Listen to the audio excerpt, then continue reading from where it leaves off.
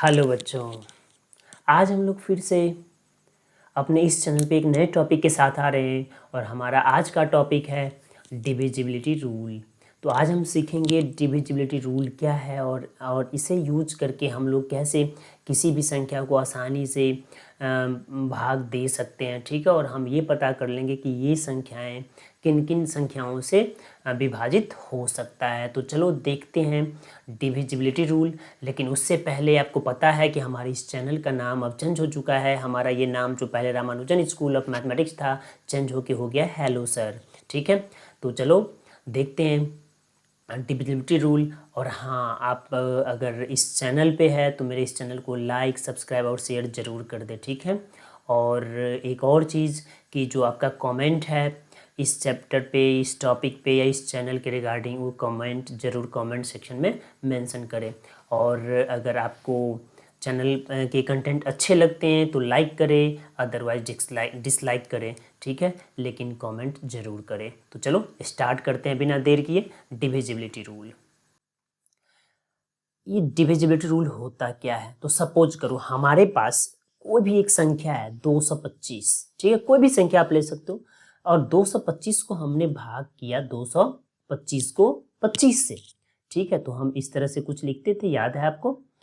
अब हमने 25 से 225 में भाग किया तो 25 को उससे 225 कितने टाइम्स के बाद, अगर इस 25 को कितने टाइम्स रीड करते हैं तो 225 होता है। तो हमने पढ़ा 9 टाइम्स, तो ये हो जाएगा 225, राइट। ये आपको अच्छे से पता है। तो देखो अब रिमाइंडर क्या बचा, 0। तो यहाँ पे जो 25 है ना, इसे हम लोग बोलेंगे डिवीजर। क्या बोलेंगे? डिवीजर। अब देखो ये जो 225 है इसे हम लोग बोलेंगे डिविडेंड, ठीक है। जो हमारा 9 आया है, ये जो 9 है, ये कहलाएगा क्वोशिएंट। और जो बचा, तो बचा क्या? कुछ भी नहीं, ये है हमारा रिमाइंडर, राइट। तो यहाँ से dividend, divisor, quotient and remainder हमने देख लिया। तो यहाँ से ना एक बहुत ही इंपॉर्टेंट फॉर्मूला है, जो फार्मूला आपने बहुत बार यूज भी किया होगा और देखा भी होगा बुक में, कि डिविडेंड इज इक्वल टू होता है divisor times quotient, divisor time quotient plus remainder. और इस फार्मूला को यूज करके हमने बहुत सारे क्वेश्चन सॉल्व किए हैं, ठीक है।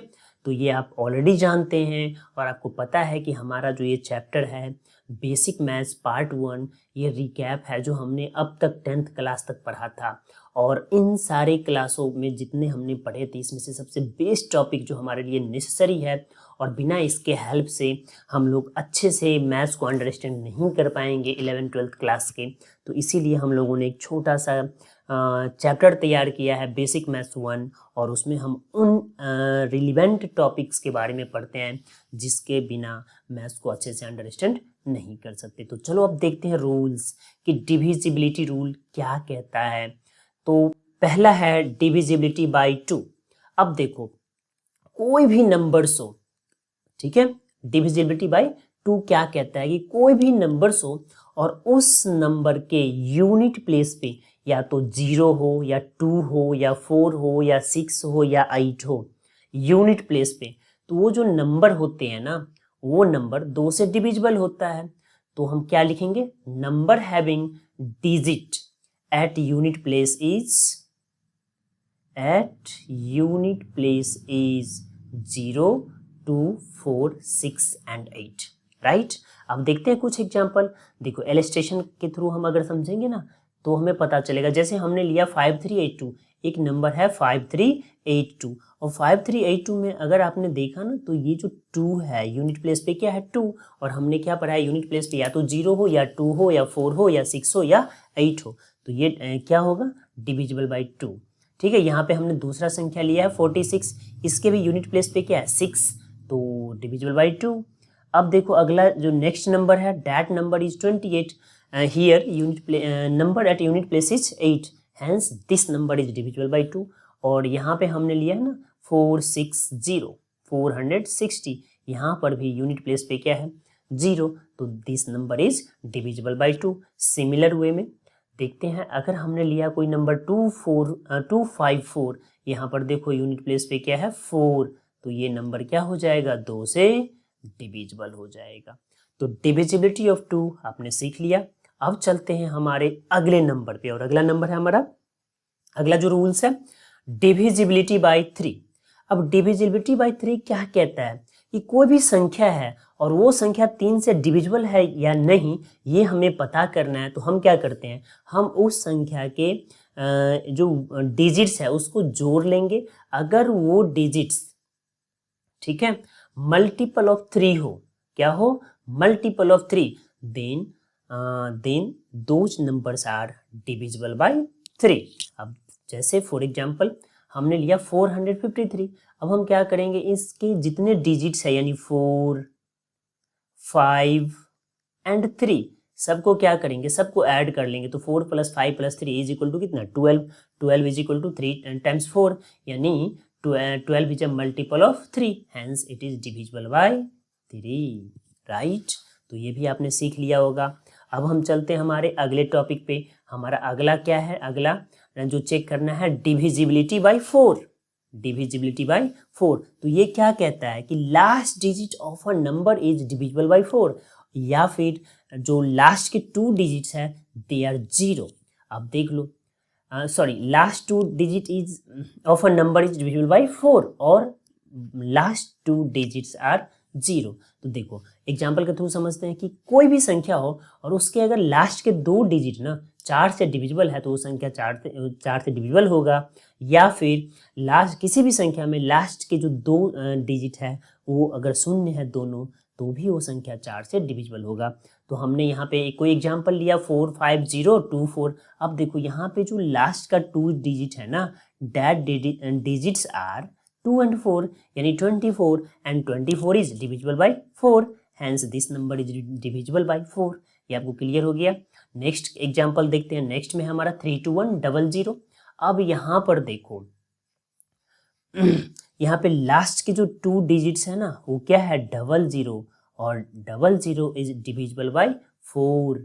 तो हम क्या बोलेंगे कि this number is also divisible by 4, ठीक है। अब चलते हैं नेक्स्ट पे। तो नेक्स्ट है हमारा डिविजिबिलिटी बाय 5। ये सबसे आसान है कि किसी भी संख्या के ना लास्ट के नंबर या तो 0 हो, क्या हो, 0, या फिर हो 5, तो वो संख्या क्या होगा, वो संख्या होगा 5 से डिविजिबल। जैसे तो 10, देखो लास्ट में क्या है, 0, डिविजिबल बाय 10, 10 डिविजिबल बाय 5। 25 यहाँ पे यूनिट प्लेस पे क्या है, 5, यानी लास्ट का डिजिट क्या है, 5, then this number is divisible by 5।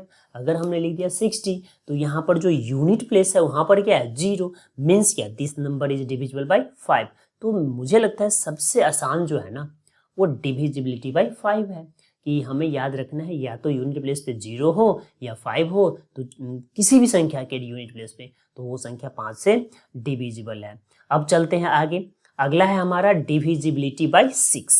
अब देखो 6 से कौन सी संख्या डिविजिबल है, तो हम क्या बोलेंगे, वो ऐसी सारी संख्याएं जो 2 और 3 से डिविजिबल है, वो सारे के सारे 6 से भी डिविजिबल होगा। मैं एग्जाम्पल में 48 लेता हूँ। देख लो 48 इज डिविजिबल बाय कितना, तो हम बोल सकते हैं ना 48 3 से भी है और 2 से भी है, तो हम क्या बोलेंगे, ये 6 से भी होगा। सिमिलर वे में 24 2 से भी है और 3 से भी है, मीन्स ये 6 से भी होगा। 108 ये ना 2 से भी है और 3 से भी है, मतलब क्या, ये 6 से भी होगा। तो समझ में आ गया कि 6 के लिए बड़ा ही सिंपल है कि अगर कोई भी संख्या जो 2 और 3 दोनों से डिविजिबल है वो 6 से डिविजिबल होगा ही होगा। अब चलते हैं अगला हमारा क्या है, डिविजिबिलिटी बाय 7। डिविजिबिलिटी बाय 7 ये क्या कहता है, तो ये कहता है कि अगर डिफरेंस जो यूनिट प्लेस है ना, यूनिट प्लेस के नंबर को हम क्या करेंगे, 2 से मल्टीप्लाई कर लेंगे, ठीक है। अब जितना आया उसको ना बचे हुए नंबर में से घटा लेंगे, तो जो भी रिमाइंडर्स आएगा अगर वो रिमाइंडर्स डिविजिबल बाय 7 है तो ये संख्याएं भी क्या होगा, डिविजिबल बाय 7, ठीक है। या फिर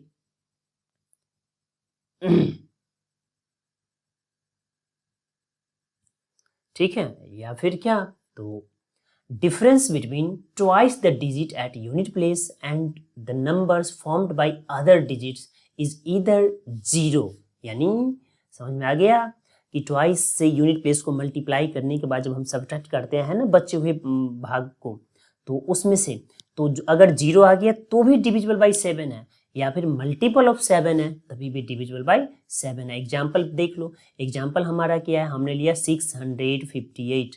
अब 658 में ना यूनिट प्लेस पे क्या है 8, तो हमने क्या किया 8 को 2 से मल्टीप्लाई कर दिया। देख लो यहाँ पे, तो ये कितना बना 16, और हमने क्या किया जो रिमेनिंग है ना 65, उसमें से 16 को हटा लिया, घटा दिया, तो घटाते ही कितना बचा 49, और 49 is divisible by 7, hence this number is divisible by 7।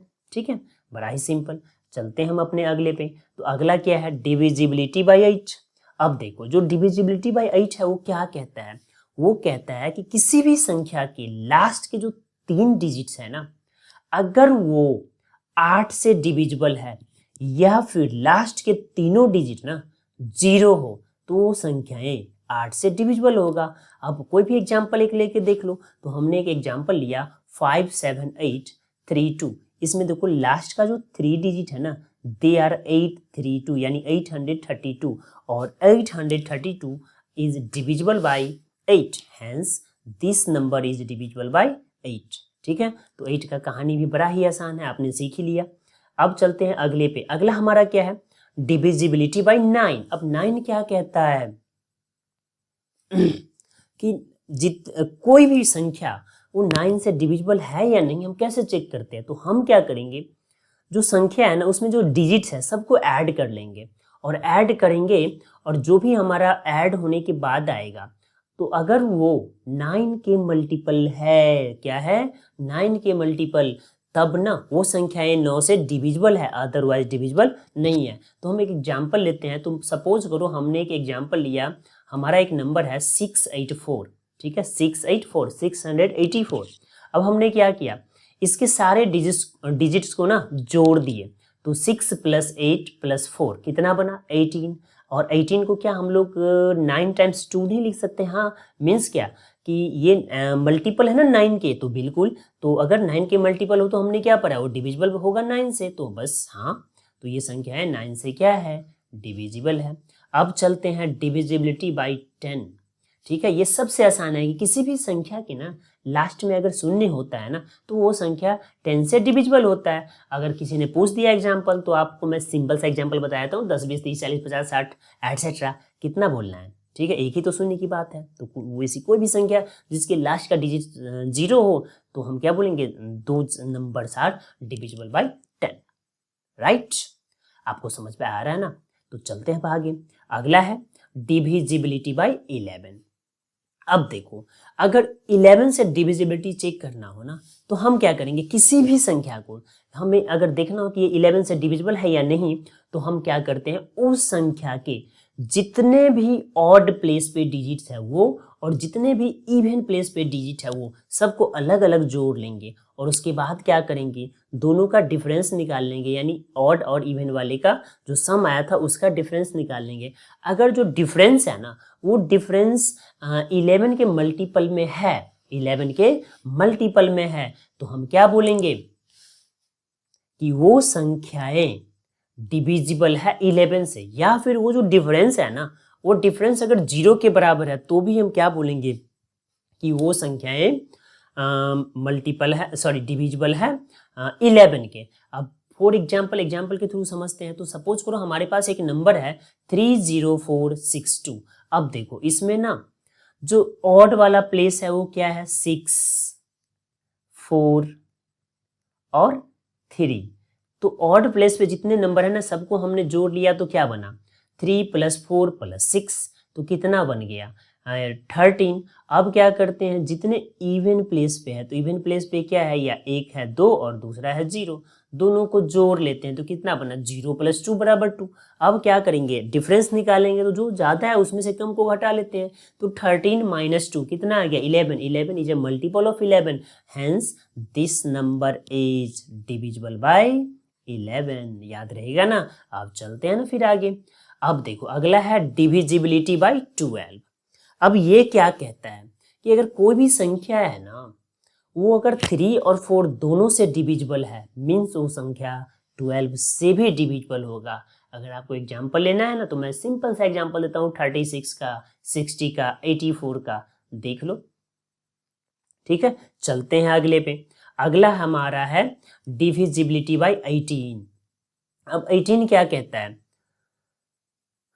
कि कोई भी संख्या इवन नंबर्स, ठीक है, यानी एक हमेशा याद रखना कि कोई भी इवन नंबर जो है ना वो अगर 9 का डिविजिबिलिटी टेस्ट पास कर लेता है तो वो 18 से भी डिविजिबल होगा, याद रहेगा।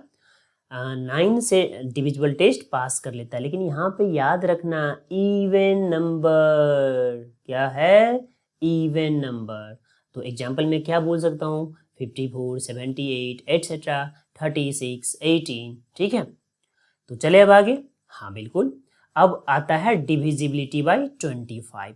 अब देखो 25 के लिए क्या कंडीशन है, तो कोई भी संख्या वो 25 से डिविजिबल है या नहीं हम कैसे चेक करेंगे, तो हम ना उस संख्या के लास्ट के 2 डिजिट को देखेंगे, और अगर लास्ट के जो 2 डिजिट है ना या तो शून्य हो या फिर 25 के मल्टीपल्स में हो, ठीक है, क्या हो, 25 के मल्टीपल्स में, तो वो संख्याएं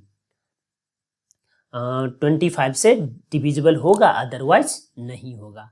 फॉर एग्जाम्पल हमने लिया 13675।